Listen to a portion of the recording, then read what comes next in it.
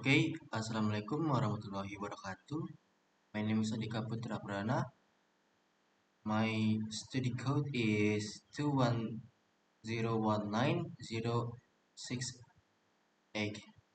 So in this video, I will explain about differences between Padang City dialect and Lima Kota dialect. So before we start about what is dialect in Padang City and what's dialects in Lima Kota, so I want to explain about what is dialect. Dialect is a regional or social variety of language that is distinguished by its unique features in terms of vocabulary, pronunciation, grammar, and syntax. Dialects are typically associated with a specific geographical area, social group, or cultural identity and can differ significantly from the standard of widely accepted from of the language.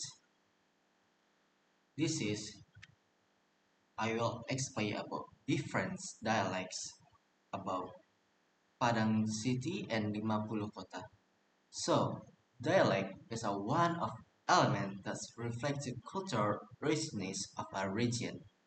In West Sumatra, the Padang and Lima Puluh Kota dialect exhibit significant differences, even though originate from the same Minangkabau linguistic.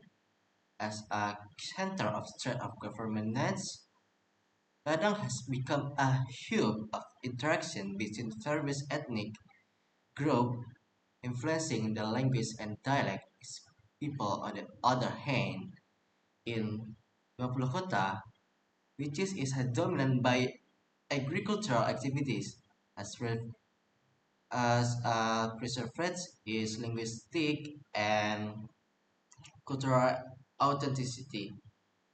Studying this difference is crucial to understanding the linguistic dynamic in West Sumatra. Okay, understanding the linguistic dynamic in West Sumatra, particularly how geographical, social, and cultural factors shape language characteristics. For instance, in daily interaction, Padang residents might say "cie," it means one in English, satu in Indonesian language, string for tone. Plus, 50 kota residents might say the same word with a longer and more melodic intonation, like cie, cie. Okay, cie. So we move to okay. Before we move to pronunciation, are you get it? If you if you if you get it, can you show the write the commentar? So we move to pronunciation. In pronunciation, Padang dialect has a flatter intonation with a short and clear vowel articulation. For example, the word susu. Susu in English, milk in bahasa susu. Its pronunciation in Padang is straightforwardly. Meanwhile, the Lima Puluh Kota dialect has a more melodic intonation. It emphasizes a certain syllables. The same word might be pronounced as susu, susu, susu. Want to repeat again? Susu.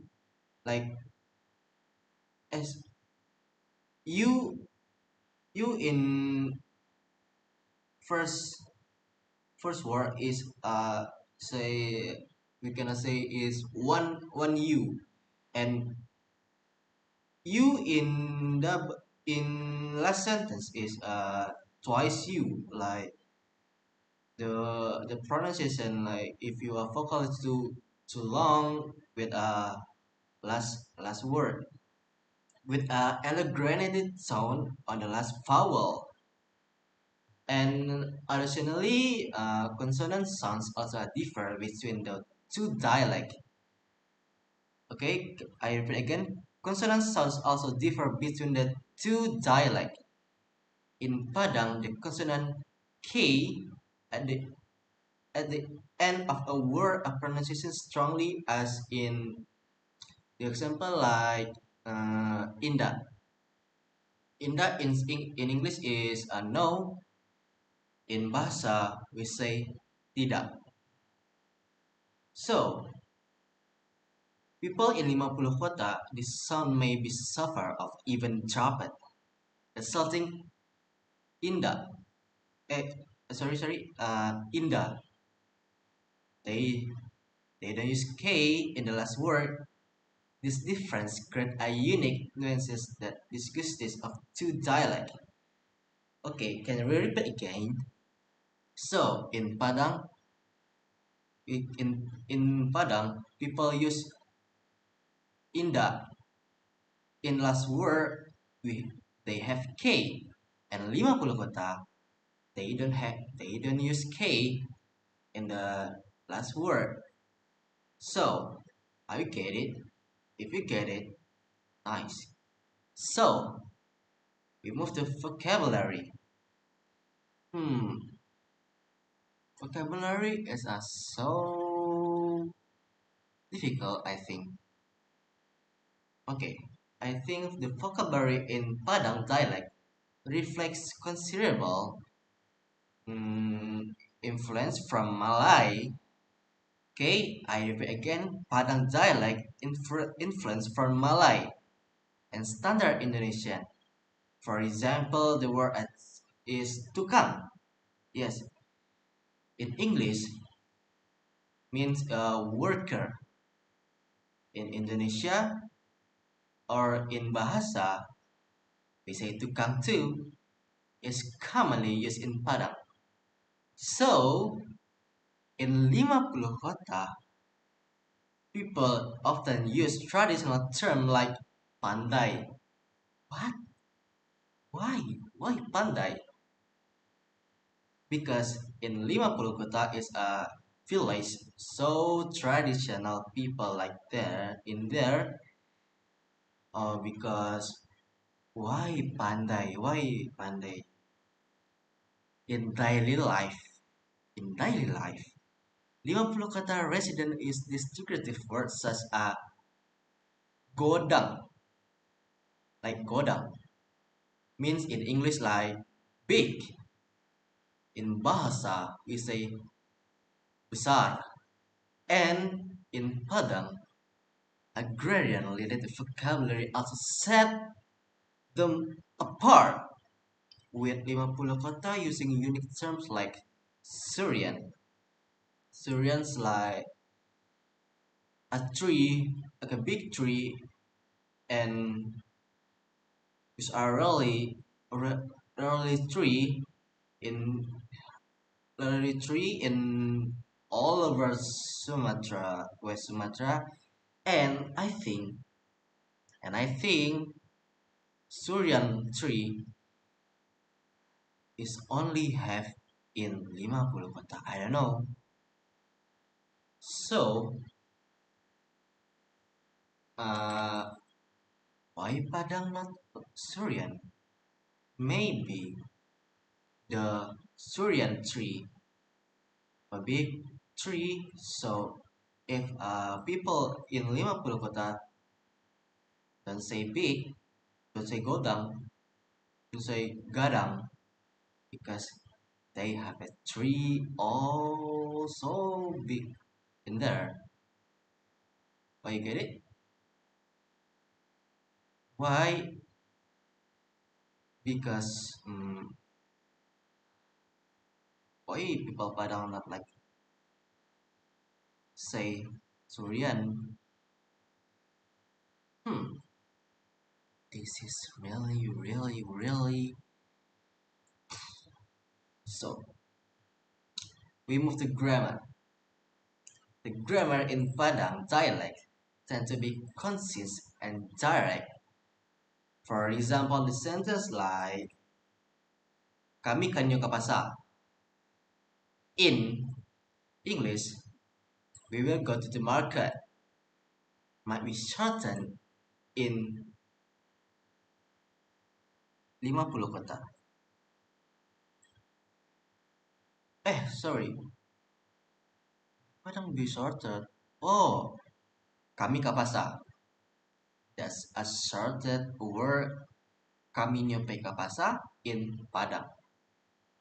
This structure reflects efficiently in communication. Meanwhile, in 50 kota, the same sentence might be extended to be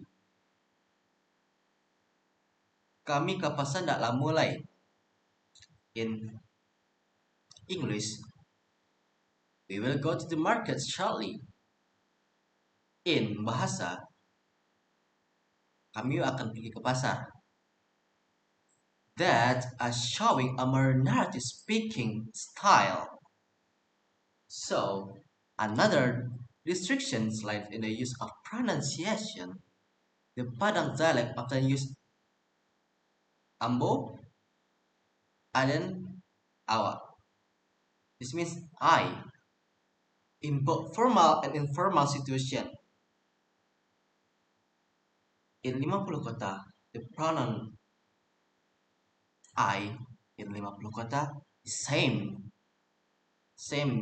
like Padang City. Just awa is more commonly used in formal setting.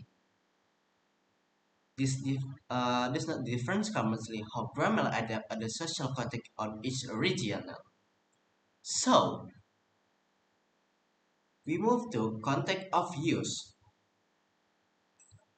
The Padang dialect is more commonly used in formal situational, such as interaction with official or outsiders.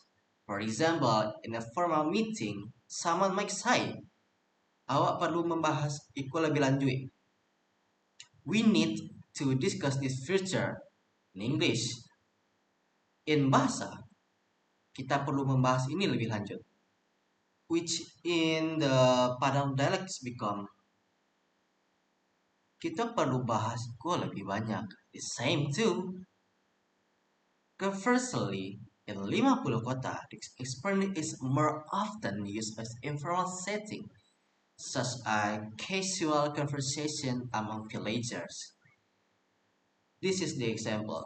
Yo, kita bahaslah sama-sama nak ko.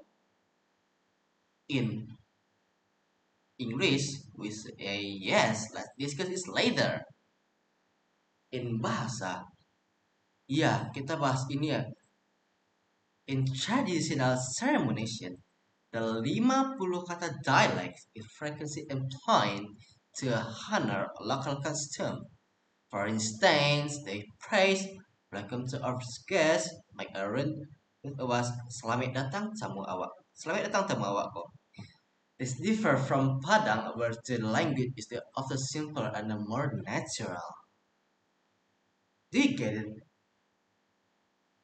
So, we move to cultural influence. Local culture significantly influence the differences between the Padang and 50 kota dialect. For example, the term sawah in English like rice fields, and in Bahasa just sawah too. In the 50 kota dialect not only refers to farmland but also encompasses cultural concepts such as mutual consideration of local window. In Padang, this word is more commonly used in practical sense with additional cultural connotation. This globalization also affects the dialect difference. Why? Because in Padang, sawah not a lot sawah in 50 kota. The Padang dialect is more open to external influences, such as adopting word like meeting. Meeting in bahasa like berkumpul in one place. Meanwhile, 50 kota residents prefer traditional term like badarai. This is a word like in English, deliberation. This show how culture shape vocabulary development in the two regions. So we move to local identity and pride. The Padang dialect is often seen as a symbol of modernity that is winter contents.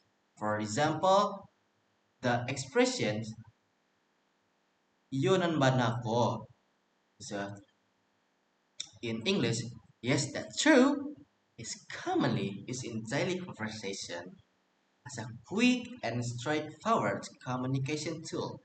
In 50 kota, the dialect reflects a strong locally identity, as an expression like the ada saja na lupa.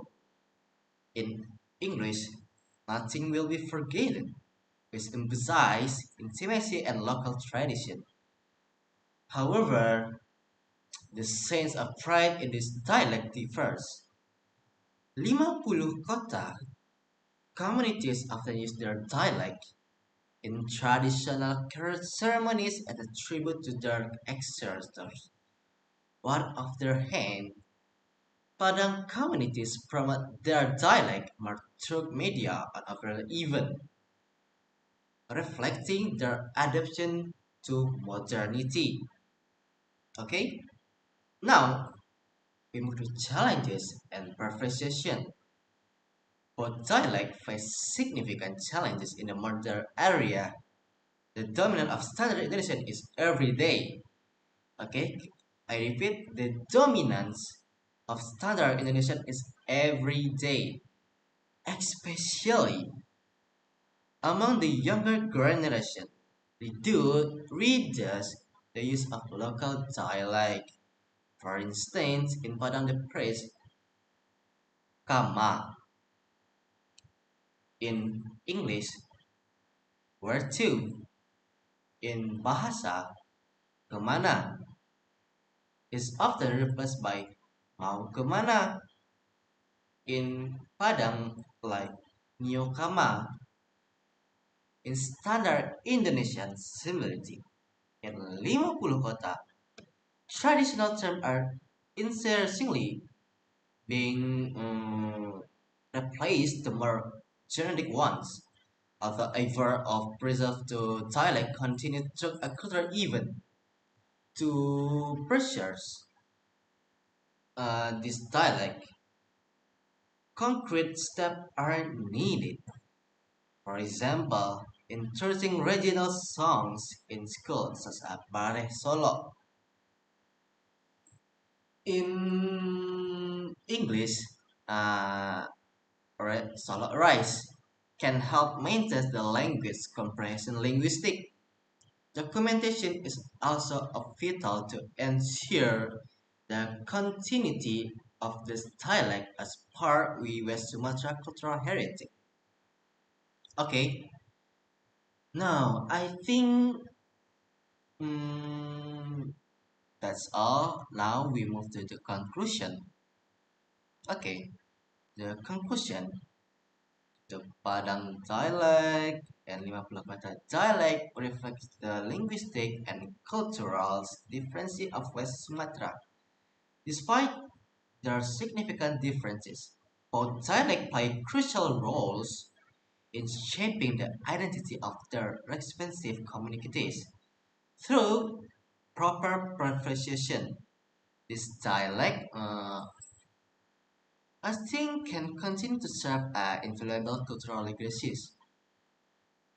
For example, promoting storytelling or performing art such as randai, yes, randai, can effectively introduce this dialect to younger generation. Okay, can I repeat again? Can effectively introduce this dialect to younger generation, which collective effort this language reaches will remain a vital part of West Sumatra. Hmm, I think that's all for me. I'm Adika Putra Pradana. Assalamualaikum warahmatullahi wabarakatuh.